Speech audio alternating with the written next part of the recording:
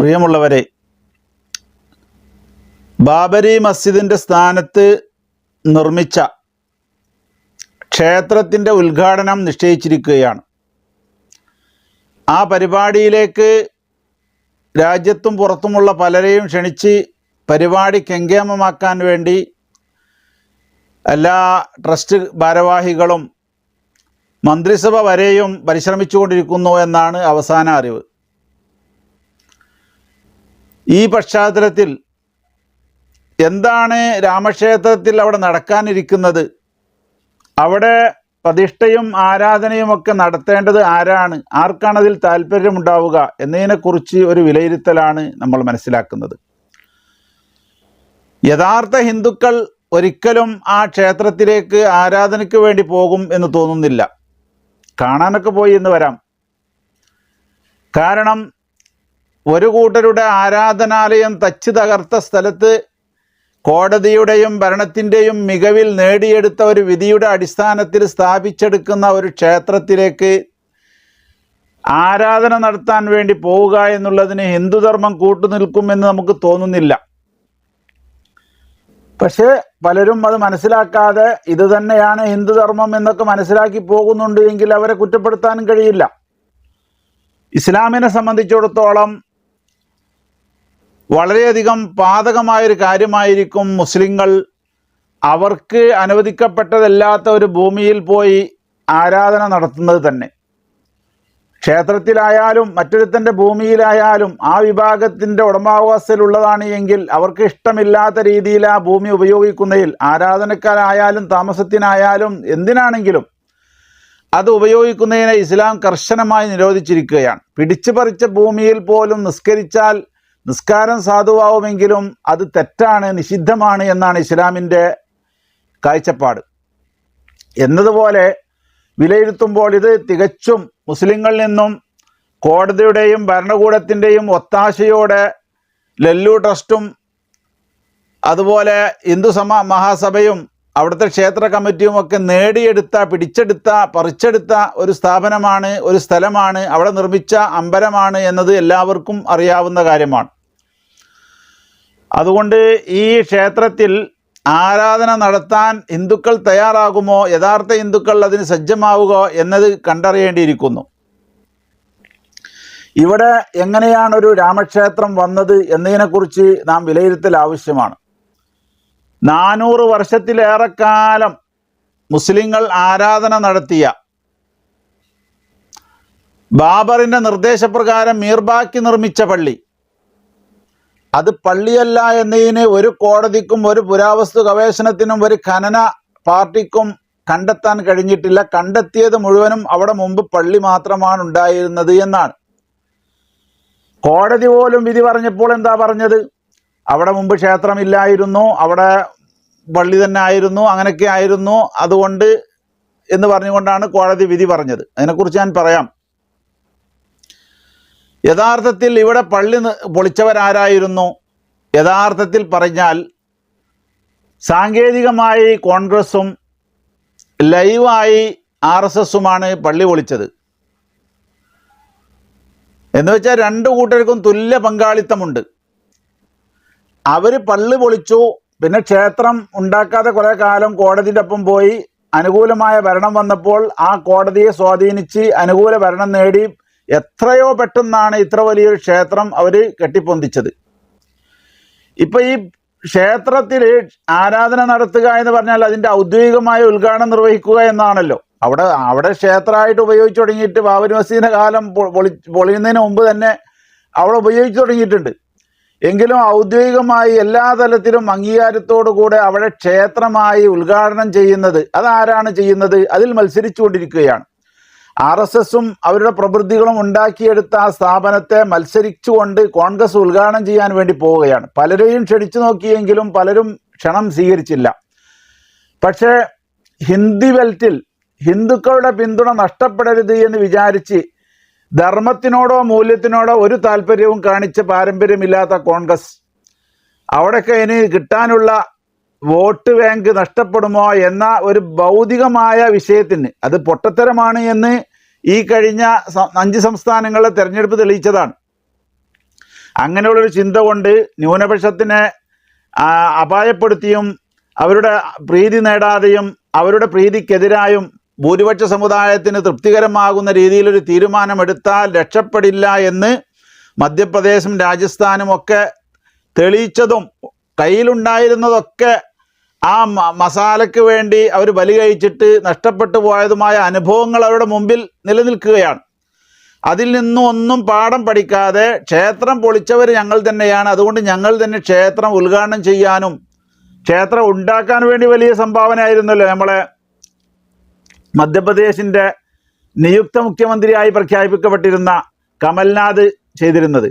ക്ഷേത്രത്തിൻ്റെ എല്ലാ പരിപാടികളിലും സഹകരിക്കാം, അവിടേക്ക് വെള്ളിയുടെ ഇഷ്ടിക കൊടുത്തു, സ്വർണത്തിൻ്റെ വേണമെങ്കിൽ കൊടുക്കാൻ തയ്യാറാണ് എന്നൊക്കെ പറഞ്ഞു. എന്തിനു വേണ്ടിയായിരുന്നു?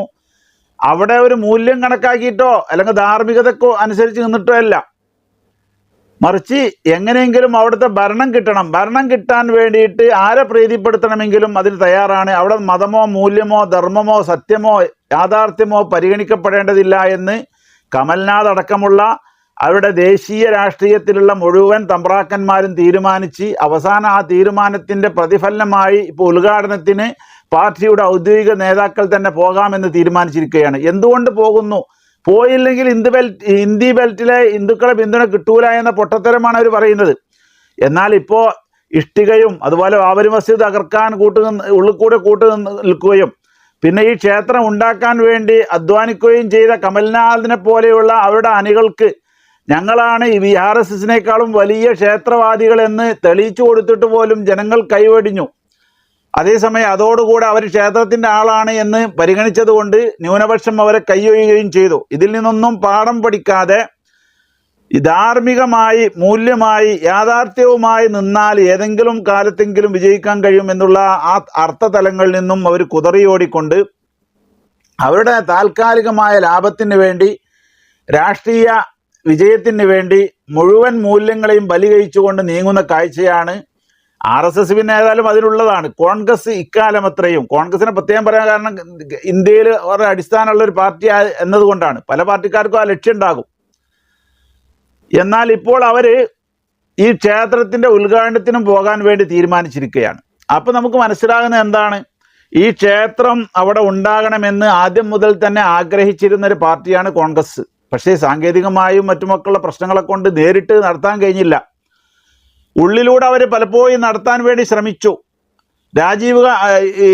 നെഹ്റുവിൻ്റെ കാലഘട്ടത്തിലാണ് ആദ്യമായി അവിടെ മെഹ്റാബിൽ ബിംബം പൊന്തി വന്നത്. അത് ഞാൻ നദിയിലെറിയുമെന്നാണ് അന്ന് നെഹ്റു പറഞ്ഞത്. യുക്തിവാദിയായ നെഹ്റുവിന് അത് പറയാമായിരുന്നു. പക്ഷേ അത് പിന്നെ തീരുമാനങ്ങളും മറ്റുമൊക്കെ നീണ്ടുപോയി, പല പ്രശ്നങ്ങളായി. അവസാനം ഹിന്ദുക്കളുടെ വികാരം മാനിച്ചുകൊണ്ട് തെരഞ്ഞെടുപ്പിൽ ജയിക്കാൻ വേണ്ടി രാജീവ് ഗാന്ധി എന്ന് പറയുന്ന ഇന്ന് വലിയ മതേതരത്വത്തിൻ്റെ പ്രതീകമായി പലരും ഉയർത്തിക്കാണിക്കുന്ന അദ്ദേഹത്തിൻ്റെ കാലഘട്ടത്തിലാണ് അവിടെ ശിലാന്യാസം ആദ്യമായി നടക്കുന്നത്. യഥാർത്ഥത്തിൽ അവിടെ കോടതിയുടെ വിധി കൊണ്ട് ഇപ്പോൾ അടുത്ത കാലത്താണ് ശിലാന്യാസത്തിന് അനുമതി ഉണ്ടായിട്ടുള്ളതെങ്കിലും ചെയ്തിട്ടുള്ളെങ്കിലും യഥാർത്ഥമായ ശിലാന്വേഷണം രാജീവ് ഗാന്ധി അനുവദിച്ചുകൊണ്ട് അദ്ദേഹത്തിൻ്റെ ഭരണകാലഘട്ടത്തിൽ തന്നെ വോട്ട് ബാങ്ക് ലക്ഷ്യമാക്കിക്കൊണ്ട് ചെയ്തു കഴിഞ്ഞിട്ടുണ്ട്. അവരെന്ത് ചെയ്താലും ഞങ്ങളുടെ പാർട്ടിക്കും കസേരക്കും ഒരു തകരാറും പറ്റരുത് എന്ന് പറയുന്ന കേരളത്തിലെ മുസ്ലിം രാഷ്ട്രീയ പാർട്ടി ഉണ്ടല്ലോ, ലീഗ്, അവർക്ക് അവരുടെ ഭരണം നഷ്ടപ്പെടാൻ പാടില്ല, കസേര പോകാൻ പാടില്ല. ഇസ്ലാം എന്തായാലും മുസ്ലിം സമുദായം എന്തായാലും പ്രശ്നമില്ല എന്ന് വിചാരിച്ച് അന്ന് കോൺഗ്രസിനെ ന്യായീകരിച്ചവരാണ് ഈ കേരളത്തിലുള്ള ലീഗുകാർ. തറക്കല്ലിട്ടത് തർക്കഭൂമിയിലല്ല, ശിലാന്യാസം ബാബരി മസ്ജിദുടെ കമ്പൗണ്ടിലല്ല എന്ന് ചന്ദ്രിക പോലും റിപ്പോർട്ട് ചെയ്തു. ഇത് ആ ലീഗിനോടുള്ള വേറെ വിഷയത്തിലുള്ളൊരു എതിർപ്പ് കൊണ്ട് പറയല്ല. യഥാർത്ഥത്തിൽ ഇവിടെയാണ് അവിടെ ഇസ്ലാമിക താല്പര്യമില്ല അവർക്ക് ഇവിടെ ഭരണവും കസേരയും പോകരുത്. അതിനുവേണ്ടി ആ കോൺഗ്രസിനെ സപ്പോർട്ട് ചെയ്യണം. കോൺഗ്രസ് കണ്ണുരുട്ടിയാൽ അവർക്കനുസരിച്ച് നീങ്ങിക്കൊള്ളണം, പറയണം. ആ ഒരു ലക്ഷ്യത്തിന് വേണ്ടി സമുദായത്തിൻ്റെ താല്പര്യങ്ങൾ മുഴുവനും മറികടന്നുകൊണ്ട് മറ്റാരും പറയാത്തതായിരുന്നു ശിലാന്വേഷണം നടന്നത്. എല്ലാ മീഡിയകളും എല്ലാ ആൾക്കാരും പറഞ്ഞു അത് തർക്കഭൂമിയിൽ തന്നെയാണെന്ന്. പക്ഷെ ചന്ദ്രികയും ലീഗും പറഞ്ഞു അത് തർക്കഭൂമിയിലല്ല. ഹെഡിങ് വേണോ? ചന്ദ്രികയുടെ എല്ലാം കാണിക്കാൻ റെഡിയാണ്.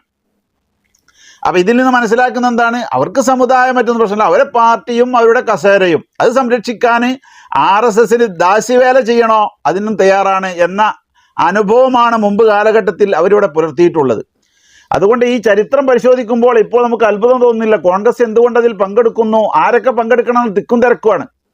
അമ്മയും മകളും മകനും മാത്രം പോയാൽ മതിയോ, അല്ലെങ്കിൽ അപ്പുറത്തുള്ള കുറച്ച് ആൾക്കാരും കൂടി കൂട്ടണോ എന്നതിലാണ് അഭിപ്രായ വ്യത്യാസം അവർക്കുള്ളത്.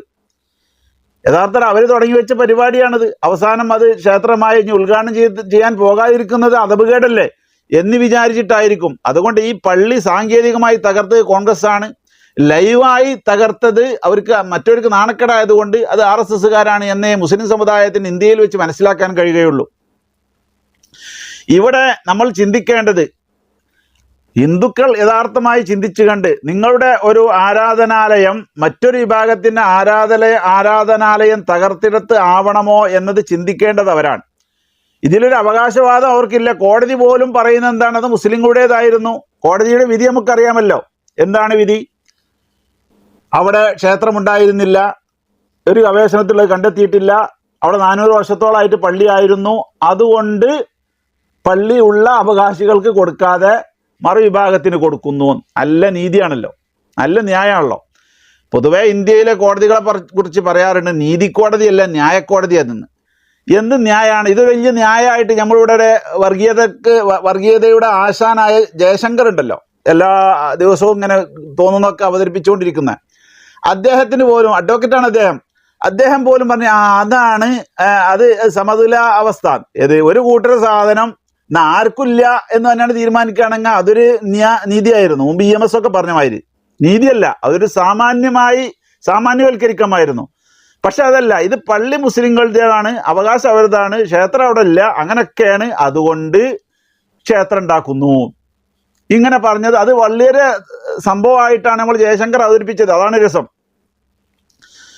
അഭിനന്ദനെ കോടതി വിഷയങ്ങൾ തീർപ്പാക്കാൻ, അവകാശപ്പെട്ടവർക്ക് അവകാശപ്പെട്ടത് കൊടുക്കാൻ, സംഘർഷമുണ്ടായ പ്രശ്നത്തിൽ പരിഹരിക്കാനാണ് കോടതിയെ സമീപിക്കുന്നത്. ആ കോടതി പറയുന്നത് ഇത് അവകാശികൾക്ക് കൊടുക്കണ്ട, മറ്റുള്ളവർക്ക് കൊടുക്കുക. അവകാശികൾക്ക് എന്താണ് 5 ഏക്കർ അപ്പുറത്ത് കൊടുക്കുക.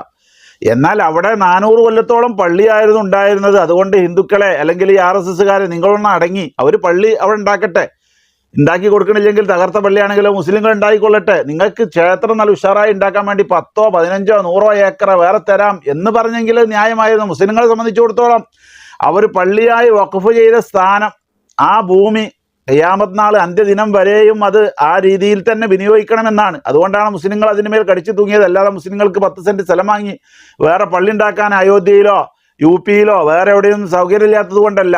ഒന്നിന്റെ വ്യവസ്ഥ പാലിക്കണം. ഇന്ത്യ രാജ്യം അത് മുസ്ലിങ്ങൾക്ക് മതസ്വാതന്ത്ര്യം ഉറപ്പ് നൽകിയതാണ്, അത് ലംഘിക്കപ്പെടാൻ പാടില്ല എന്ന് വിചാരിച്ചുകൊണ്ടാണ് അവർ സമരത്തിനും മറ്റുമൊക്കെ ഇറങ്ങിയത്. പക്ഷേ ഇന്ത്യയിൽ ജീവിക്കുമ്പോൾ ഇന്ത്യയിലെ കോടതി എന്ത് തോന്നിയാസം നമ്മോട് പറഞ്ഞാലും നമ്മൾ അംഗീകരിക്കണമല്ലോ.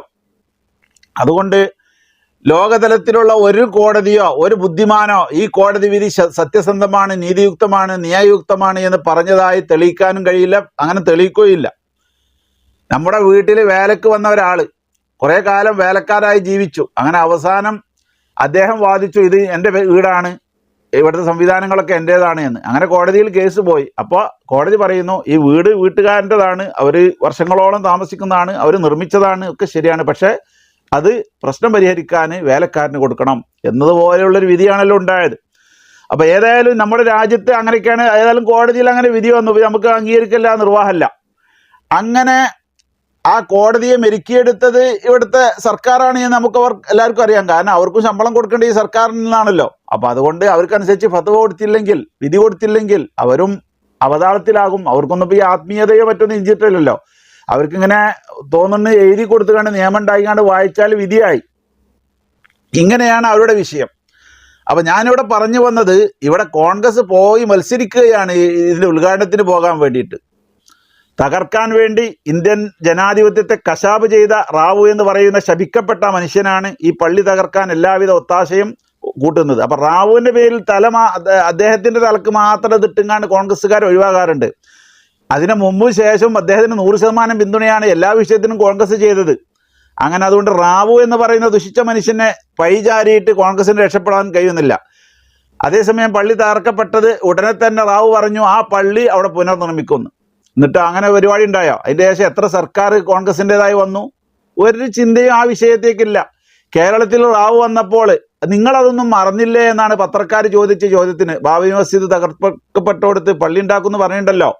അത് എന്നാണെന്ന് ചോദിച്ചപ്പോൾ നിങ്ങളതൊന്നും മറന്നില്ലേ എന്നാണ് ആ മനുഷ്യൻ, ദുഷിച്ച മനുഷ്യൻ ചോദിച്ചത്. അങ്ങനെ ഉള്ള ഒരു ക്ലാസ്സാണ് കോൺഗ്രസ് പാർട്ടി അദ്ദേഹത്തിനും കൊടുത്തിട്ടുള്ളത്. മതേതരത്വം തകർത്തെടുത്ത് ഉണ്ടാക്കുന്ന ഒരു ക്ഷേത്രം, അത് യഥാർത്ഥ ഹിന്ദുക്കൾ അവിടെ ആരാധന ചെയ്യാൻ പോകുമെന്ന് തോന്നുന്നില്ല. പിന്നെ പോകുന്നത് ആരാണ്? ഈ രാഷ്ട്രീയ വിലപേശൽ തെറ്റിദ്ധരിച്ച്, അതുകൊണ്ട് രാഷ്ട്രീയപരമായ വലിയ ഉന്നതം കിട്ടും, ഉന്നത നേട്ടങ്ങൾ കിട്ടും, വോട്ട് ബാങ്ക് നമ്മുടെ കീശയിലാകും എന്നൊക്കെ തെറ്റിദ്ധരിച്ചു പോയ ഇങ്ങനെയുള്ള അന്തംഗമികളായ, ചിന്തിക്കാൻ ശേഷിയില്ലാത്ത രാഷ്ട്രീയ പാർട്ടികൾ മാത്രമേ അതിനു വേണ്ടി മുന്നിട്ടിറങ്ങുകയുള്ളൂ എന്നാണ് നമുക്ക് മനസ്സിലാക്കാൻ കഴിയുന്നത്. കോടതിയുടെ ഈ വിധി വന്നപ്പോൾ അവിടെ ക്ഷേത്രം തകർത്തിട്ടല്ല, മുസ്ലിങ്ങളുടെ പള്ളി തകർത്തിട്ടാണ് ക്ഷേത്രം ഉണ്ടാക്കിയത്. അതുകൊണ്ട് അത് ഇങ്ങനെയൊക്കെ ആയതുകൊണ്ട് ഹിന്ദുക്കൾക്ക് കൊടുക്കണം, ആ ക്ഷേത്ര കമ്മിറ്റിക്ക് കൊടുക്കണം എന്ന വിധി വന്നപ്പോൾ കോൺഗ്രസിൻ്റെ വാഗ്ദാവ് പ്രഖ്യാപിച്ചത് എന്താണ്? രാമക്ഷേത്ര നിർമ്മാണത്തിന് കോൺഗ്രസ് എന്നും പ്രതിജ്ഞാബദ്ധമാണ്. എന്ന് വെച്ചാൽ ഞങ്ങൾ ഒരുപാട് കാലമായിക്കുന്നു ഇതിന് അധ്വാനിച്ചുകൊണ്ടിരിക്കുന്നത്, പക്ഷേ ഒരു വിധിയും അനുകൂലമായ ഘടകവും മുസ്ലിങ്ങളെ പൊട്ടീസാക്കാൻ ഒരു വിധിയൊന്നുമില്ലല്ലോ. വിധി വന്നതുകൊണ്ട് ഞങ്ങൾ എപ്പോഴോ റെഡിയാണ് എന്നാണ് കോൺഗ്രസിൻ്റെ ഔദ്യോഗിക വക്താവ് ആ വിധി വന്ന അന്ന് പ്രസ്താവിച്ചത്. എല്ലാവർക്കും കേൾക്കാൻ പറ്റുന്ന രീതിയിലാണ് എല്ലാ മീഡിയകളും റിപ്പോർട്ട് ചെയ്തത്.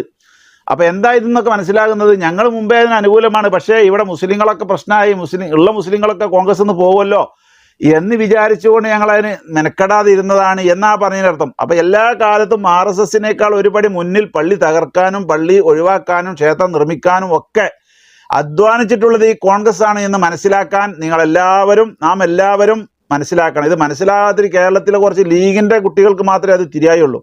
കാരണം അവർക്ക് ആ ലീഗും കസേലയും ഉള്ളൂ നമ്മൾ പറഞ്ഞല്ലോ. ഇങ്ങനെയുള്ള നെറികേടുകളൊക്കെ ചെയ്യുമ്പോഴും ശരി, ഒന്ന് പിന്തുണ പിൻവലിക്കാനോ ഒരു ശാസന കൊടുക്കാനോ ഈ പാർട്ടിക്ക് കഴിഞ്ഞിട്ടില്ല. അപ്പോൾ അവരുടെ താല്പര്യം എന്താണ്? സമുദായമല്ല, പറയുമ്പോൾ സമുദായം പറയണം. സമുദായത്തിന് സ്കൂൾ വാങ്ങിയത്, ആസ്പത്രി ഉണ്ടാക്കിയതൊക്കെ പാർട്ടിയാണെന്ന് പറയണം. അവരുടെ ജീവൽ പ്രശ്നമാകുന്ന മതത്തിൻ്റെ മൗലികമായ വിഷയമാകുന്ന പള്ളി തകർക്കലൊന്നും അവർക്ക് പ്രശ്നമില്ല. അതൊക്കെ സാഹചര്യം കൊണ്ട് തകർത്തു പോയി. അതിന് ഇനിയിപ്പോൾ എന്താ കോൺഗ്രസ് ബന്ധം വിട്ടിട്ട് എന്താ കാര്യം എന്നാ പലരും ചോദിക്കൽ. എന്നിട്ട് എന്താ ചെയ്യാന്ന്? കാരണം കസേല നമുക്ക് നഷ്ടപ്പെടും. കസേല ഇല്ലാത്തൊരു കാലമാണെങ്കിൽ ആ പിന്തുണ പിൻവലിക്കുമായിരുന്നു. മുമ്പൊരിക്കൽ കസേല ഇല്ലാത്തവർ പിന്തുണ പിൻവലിച്ചല്ലോ, പിറ്റേന്ന് തന്നെ അങ്ങോട്ട് തിരിച്ചു പോവുകയും ചെയ്തല്ലോ. അപ്പം ഇവരെ സംബന്ധിച്ചിടത്തോളം സമുദായമോ ഇസ്ലാമോ അതിൻ്റെ വിഷയങ്ങളോ ഒന്നല്ല, അവർക്ക് രാഷ്ട്രീയം മാത്രമാണ്, കാപഢ്യമാണ് അവർ പുറത്തു പറയുന്നത്, സമുദായത്തിൻ്റെ പ്രശ്നമാണ് എന്ന്. ഇവിടെ പലരും ഇങ്ങനെ വേദനിക്കുമ്പോൾ അവർക്ക് പറ്റുന്ന ആളുകളുടെ ആഘോഷങ്ങൾ ഉദ്ഘാടനം ചെയ്യാനാണ് ഈ പാർട്ടിയുടെ നേതാക്കൾ ശ്രമിക്കുന്നത്. അതുപോലെ അവരെ സന്ദർശിക്കാനും അവർക്ക് തേൻ കൊടുക്കാനും അവർക്ക് എല്ലാവിധ പിന്തുണ കൊടുക്കാനുമാണ് ഇവിടുത്തെ RSSൻ്റെ നേതാക്കന്മാർക്ക്, ലീഗിൻ്റെ നേതാക്കന്മാർ ചെയ്തു കൊടുക്കുന്നത്. മുസ്ലിങ്ങൾ വേദനിക്കുന്നോ ഒന്നും അവർക്ക് പ്രശ്നമില്ല. മുസ്ലിങ്ങൾ മാത്രമല്ല, ന്യൂനപക്ഷങ്ങൾ മുഴുവനും ഇത്തരം ചെയ്തികളിൽ, ലീഗിൻ്റെയും കോൺഗ്രസിൻ്റെയും ചെയ്തികളിൽ വേദനിക്കുകയാണ്. അപ്പോൾ ചുരുക്കി പറഞ്ഞാൽ അവിടെ ഒരു ക്ഷേത്രം നിർമ്മിക്കാനുള്ള എല്ലാവിധ കാരണക്കാരും കോൺഗ്രസ്സുകാർ തന്നെയാണ്. ഇത് കോൺഗ്രസിനോടുള്ള എതിർപ്പ് കൊണ്ടല്ല. കോൺഗ്രസ് ലെവലായിരുന്നുവെങ്കിൽ ഈ BJPയെ തകർക്കാൻ കോൺഗ്രസ് ഒന്ന് ശക്തിപ്പെട്ടേനെ എന്ന് നമ്മളൊക്കെ ചിന്തിക്കുന്നതാണ്. പക്ഷേ എന്താണ് ഇങ്ങനെയുള്ള ചിന്താഗതിയുള്ള ആ കോൺഗ്രസ് ശക്തിപ്പെട്ടിട്ട് എന്ത് കാര്യമുള്ളത്? ഇപ്പോൾ കോൺഗ്രസിൻ്റെ സ്ഥാനാർത്ഥി പട്ടിക, ഭാരവാഹിക പട്ടിക വന്നിട്ടുണ്ട്. ഒരു 10-12 ജനറൽ സെക്രട്ടറിമാരെ ലിസ്റ്റ് കണ്ടു. ഒരു മുസ്ലിം പോലും ഇല്ല. ഒരു താരിഖ് ഖാൻ പറഞ്ഞ പോലത്തെ ഒരു പേരിനെങ്കിലും മുസ്ലിമായ ഒരാളുണ്ട്, അയാളും കാണുന്നില്ല.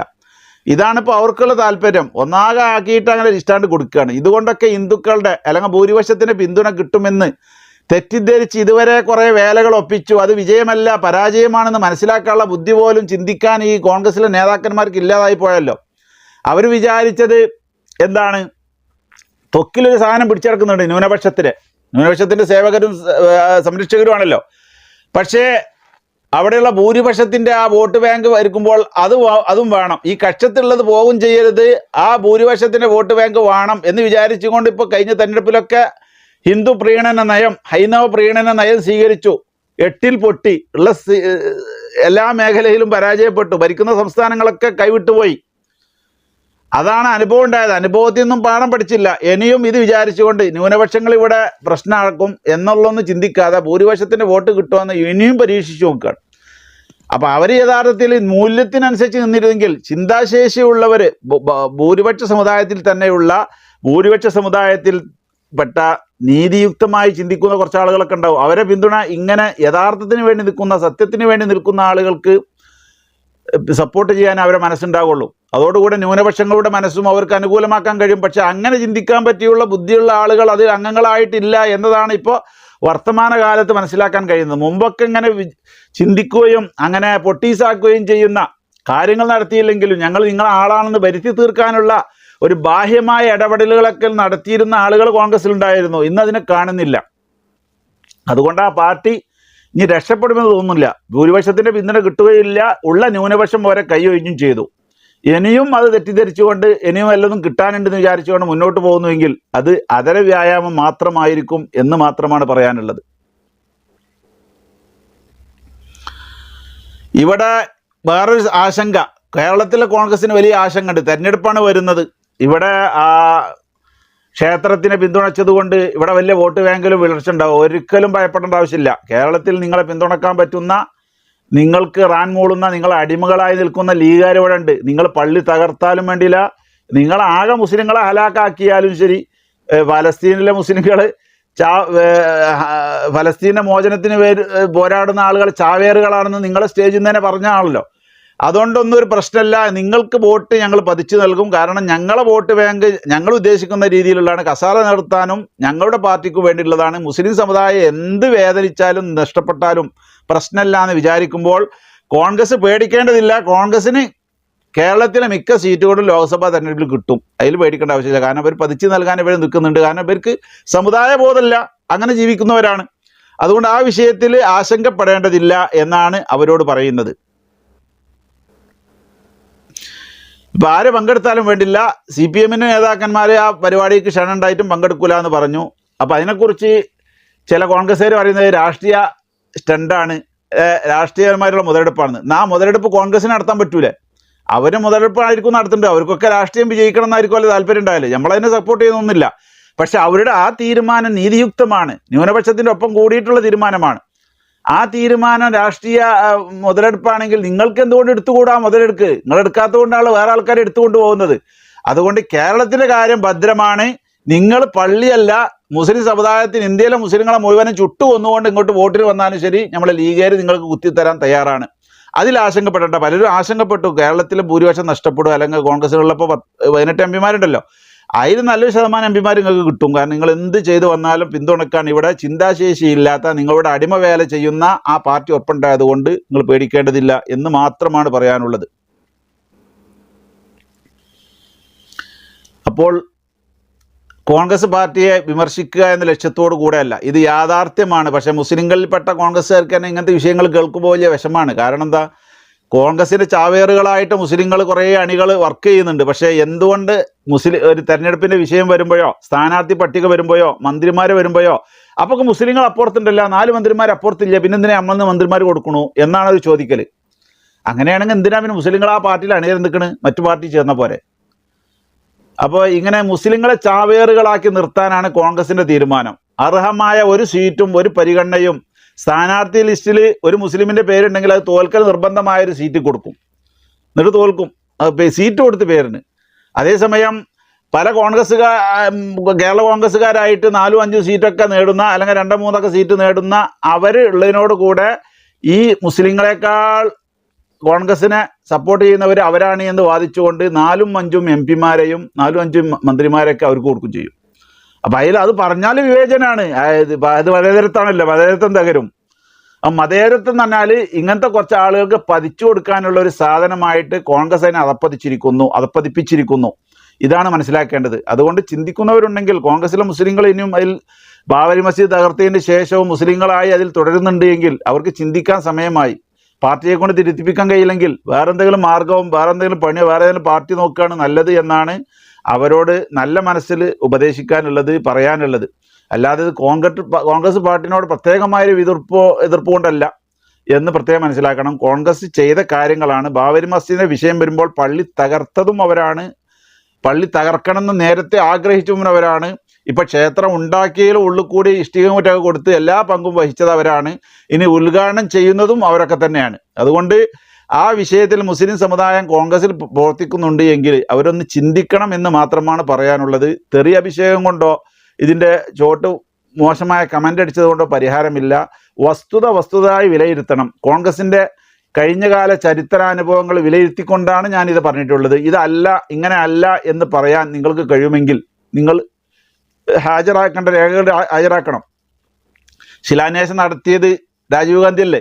നടത്തിയ തന്നെ മൂപ്പര് നേരിട്ട് ഫിസിക്കലായി വന്നുകൊണ്ട് നടത്തിയതല്ല, അനുമതി കൊടുത്തിട്ടാണ് നടത്തിയത്, വോട്ട് ബാങ്ക് ലക്ഷ്യമാക്കിയിട്ട്. പിന്നെ അവിടെ നിന്ന് ഇങ്ങോട്ടുള്ള എല്ലാ കാര്യങ്ങളും നെഹ്റു ആണ് ഒരു മാന്യത കാണിച്ചത്. ബിംബം പൊന്തിയപ്പോൾ അത് നദിയിലെറിയും, തൊട്ടടുത്തുള്ള നദിയിലെറിയും എന്നാണ് അന്ന് നെഹ്റു പറഞ്ഞത്. അതൊരു മാന്യമായ വർത്തമാനമായിരുന്നു. അങ്ങനത്തെ ആളുകളൊക്കെ കോൺഗ്രസ് നഷ്ടപ്പെട്ടതുകൊണ്ടാണ് കോൺഗ്രസ് ഇങ്ങനെ അധപ്പതിച്ചു പോയത്. അധികാരമോഹികളുടെയും അതുപോലെ വലിയ ഭൂരിപക്ഷത്തിൻ്റെ പ്രീണനത്തിൻ്റെ ആളുകളായി മാറി അവസാനം ഒന്നുമില്ല, പിച്ച കലം പോലും ഇല്ലാത്ത രീതിയിലേക്ക് ആ പാർട്ടി അധപ്പതിച്ചു.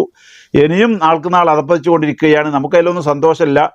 BJP-യേക്കാളും നല്ലൊരു പാർട്ടി അത് വരുമോ എന്ന് വരികയാണെങ്കിൽ നല്ലതായിരുന്നു. പക്ഷെ വരുന്നൊരു ലക്ഷണം അവരുടെ പ്രവർത്തനത്തിലില്ല. ഞങ്ങളാണോ B ടീം A ടീം എന്ന വിഷയത്തിൽ തർക്കമുള്ളൂ. BJP-യും കോൺഗ്രസും തമ്മിൽ അവരുടെ പ്രവർത്തനം കാണുമ്പോഴും അവരുടെ നീക്കം കാണുമ്പോഴും നയം കാണുമ്പോഴും. അപ്പോൾ അതിലൊക്കെ ഒരു തിരുത്തൽ വന്നാൽ അവർക്ക് പാർട്ടിക്ക് രക്ഷപ്പെടാം എന്ന് മാത്രം അവസാനിപ്പിക്കുന്നു.